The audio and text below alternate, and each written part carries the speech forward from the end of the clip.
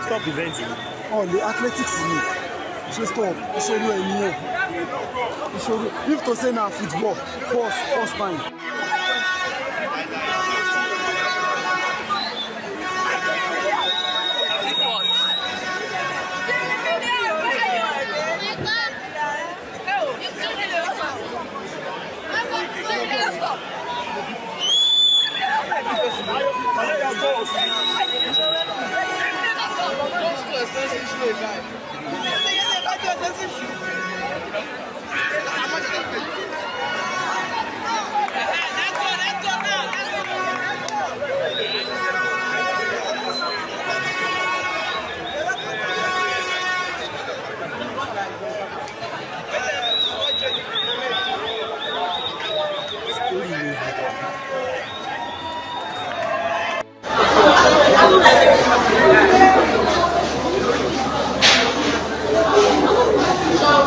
They are using torchlight to write WAEC.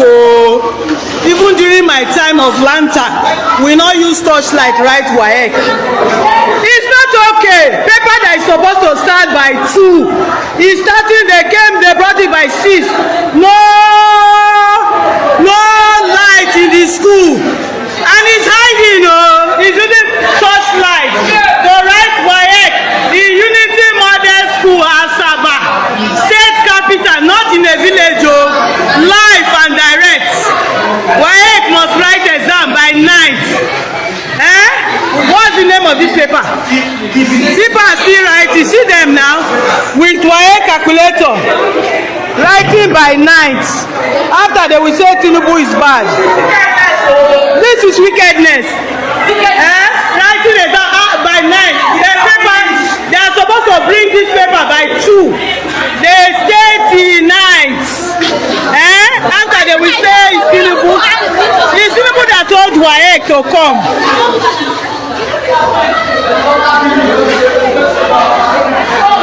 He's collecting their papers that they should go.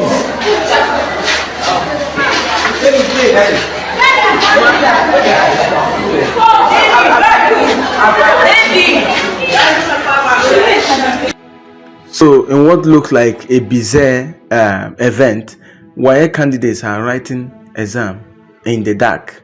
I mean, I remember when I wrote my WAEC, you will wait for hours for your paper to arrive at your examination center. And this lady in the background said it happened at Unity Secondary School in Asaba. This is the capital city of Delta State. This is what you should expect to happen in the village. If something like this, something of this nature should happen in a secondary school that is in a city, what do you think that will happen to those in the village? You know, a lot is happening. Just few days ago, we were complaining of jam. Jam said it was an error, and it happened majorly in the southeast. Why is it that your error was targeted or happened only in a particular geographical location to make sure that these people don't survive or don't thrive? Somebody who said I'm promoting tribal bigot, I don't care, but it's Unity Secondary School in Delta State. Paper that was supposed to arrive by 2 arrived by 6. In how much time do they now have? At least each paper should take at least 2 hours, 30 minutes or 3 hours. And the paper is arriving by 6. How will these children or these students write with confidence? How will they be able to write how will they be able to write well? And then the school management could not even provide electricity for them, or even means of illuminating the place. And they're using torchlight, you could see it. Did not even buy torch, or maybe at least there are a lot of solar bulbs you will have around, rechargeable bulbs, if they know that such thing will happen. And they are writing the exam in darkness, and the result will come out, and these children will fail some of these subjects, or this particular one, and we'll blame the TikTok generation, will blame it that they did not study or whatever. Even though I know, the way WAEC examination is written nowadays, that students are not even studying because they know, but the right thing should be done. Another one is the funny one where light went off at the MK Abiola Stadium in Ogun State. You should know that the National Sports Festival is taking place in Ogun State, and the 10,000 meters race that the athletes were approaching the finish line, the light in the stadium went off. and then tomorrow we want to compete with neighboring countries, want to compete with other countries of the world. We are far, far behind.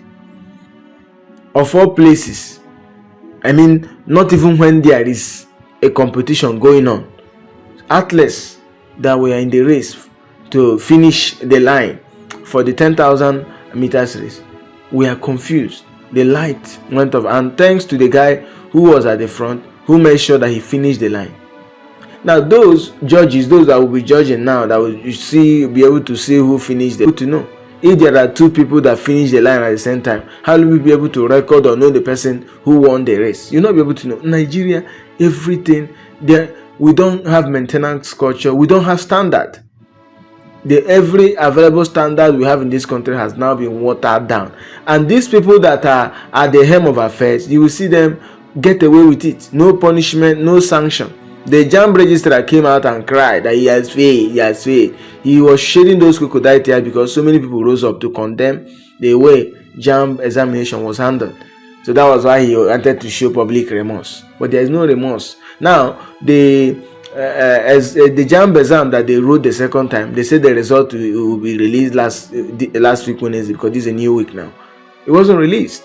And now they are promising that the result will be released on Monday, tomorrow. It could be that they have made another blunder again, and they are trying to do damage control before they release the result. What is going, terribly in this country, from the president to the politicians to the stakeholders, all the people that are involved, everybody. Just like the lady was saying, you can't blame Tinubu for this. You have to blame the school management. You have to blame the principal. You have to blame whosoever that is concerned in making sure that these children write this West African Examination Council in a good condition, in a good environment. And we are, of all schools, this is a school, according to her, in the capital city of Delta State, in Asaba. At least if the facilities are not there in the villages, in local government, it should be in the capital city of Delta, Asaba. But this is what you get in a capital city, Asaba. It's a shame. But like what I said, if it is like, let's say in US, Europe, something must be done to errant for another occurrence, but nothing will be done. The principal will get away with it. Even the state governor will not even say anything. Everything will just be there. Everything will just be going. For those that read Bible, they said because sentence against an evil work is not executed speedily, the heart of men is set in them to do it. I'm a Christian. I got that in the book of, I think, in Ecclesiastes. Because these people are not sanctioned, they are not punished for this anomaly, it will continue to go in a circle. It will recycle again. Another person will come up as a principal, as a JAMB registrar, and do the same rubbish and get away with it. That is what you get in Nigeria. You do whatever thing you want and you get away with it. So this is a shame to me. It's a total embarrassment that WAEC students, when we just finish complaining about JAMB, then WAEC comes up. Imagine if there is a student there now who failed JAMB and you have this particular subject now. How the lady was actually asking in the video, which subject is this? I did not mention. It could be a practical subject, maybe that has calculations that you need to solve and get the answer. And they were not given that opportunity. And when she raised that alarm, when she started making video and started talking about it, possibly the supervisor started taking the papers. It's an embarrassment. Nigeria is the only country where you need to write 3 sets of examination before you enter the higher institution. You write WAEC, some write NECO, some write GCE, that's just one phase. Then you write JAMB. After writing JAMB, that's not enough. Then you write post-UTME. And that's why some private universities now has created post-UTME. They're not like post-UTME. And that's why JAMB will give you admission themselves. Sometimes JAMB will just give you admission. Post-UTME is just formality. They should scrape it. If you write WAEC, you're able to pass WAEC, maybe highest JAMB. No need to apply and be admitted. But that's because of corruption. In the universities now, lecturers have slots. One lecturer can have up to 5 slots. Registrars have their own slots. So they don't use your slot to give you admission. Whether you pass or fail post-UTME, that's not their business. Through that slot you enter. Scrape post-UTME. Scrape even JAMB. Once you pass, you're able to pass WAEC, NACO or whatever GCE, you are qualified to get to be admitted in the higher institution.